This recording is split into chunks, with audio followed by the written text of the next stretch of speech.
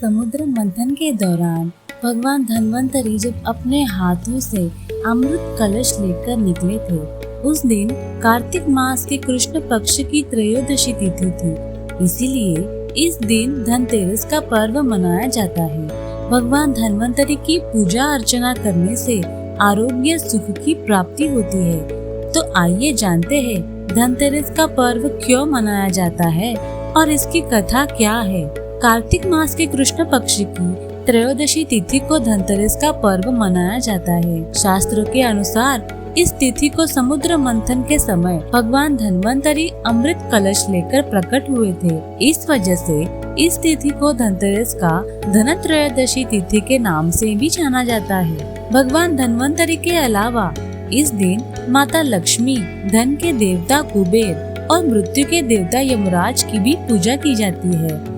इस दिन दीपावली का पर्व शुरू हो जाता है और इस दिन सोना चांदी या नए बर्तन खरीदना बहुत शुभ माना जाता है। तो आइए जानते हैं धनतेरस क्यों मनाया जाता है और इसकी कहानी क्या है। भारतीय संस्कृति में स्वास्थ्य को ही सबसे बड़ा धन माना गया है। इस दिन को राष्ट्रीय आयुर्वेद दिवस के रूप में मनाया जाता है। भगवान धन्वंतरी को भगवान विष्णु का अंश माना जाता है और इन्होंने ही संसार में चिकित्सा विज्ञान का प्रचार और प्रसार किया था। इस दिन घर के द्वार पर तेरस दीपक जलाए जाने की प्रथा है। धनतेरस दो शब्दों से मिलकर बना है, पहला धन और दूसरा तेरस, जिसका अर्थ होता है धन का 13 गुना। भगवान धन्वंतरी के प्रकट होने के कारण इस दिन को वैद्य समाज धन्वंतरी जयंती के रूप में मनाता है। शास्त्रों में वर्णित कथाओं के अनुसार समुद्र मंथन के दौरान भगवान धन्वंतरी हाथों में अमृत कलश लेकर प्रकट हुए थे। जिस तिथि को भगवान धन्वंतरी समुद्र से निकले वह कार्तिक मास के कृष्ण पक्ष की त्रयोदशी तिथि थी।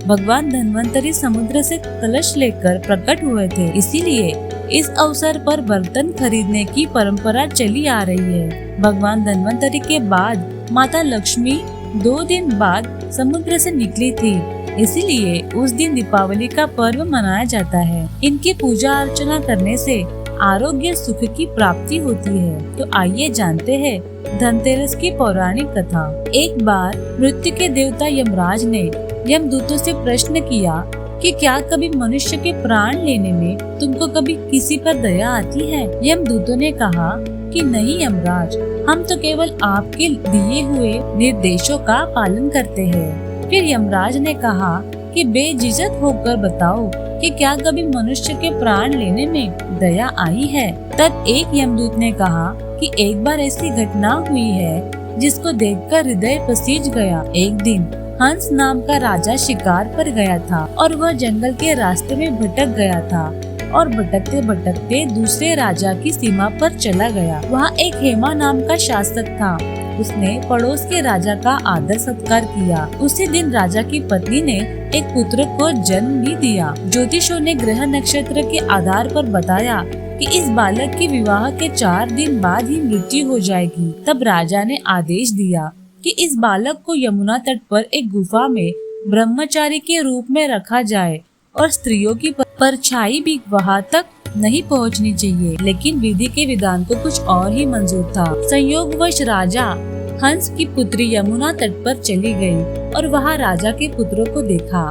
दोनों ने गंधर्व विवाह कर लिया। विवाह के 4 दिन बाद ही राजा के पुत्र की मृत्यु हो गई। तब यमदूत ने कहा कि उस नवविवाहित का करुण विलाप सुनकर हृदय पसीज गया था। सारी बातें सुनकर यमराज ने कहा कि क्या करे, यह तो विधि का विधान है और मर्यादा में रहते हुए यह काम करना पड़ेगा।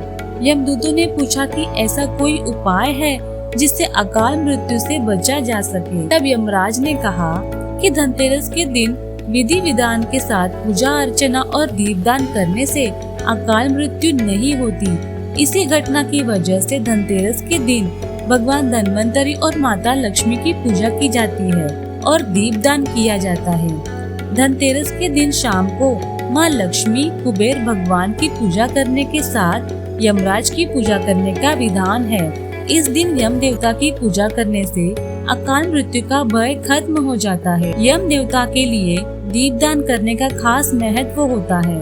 धनतेरस पर शुभता और सौभाग्य को पाने के लिए दीप दान करने की परंपरा कई सदियों से चली आ रही है। इस दिन शाम के समय दक्षिण दिशा में एक चौमुखा दीपक जलाया जाता है, जिसे यम दीपक कहते हैं। इस पूजा में बस एक दीपक जलाया जाता है।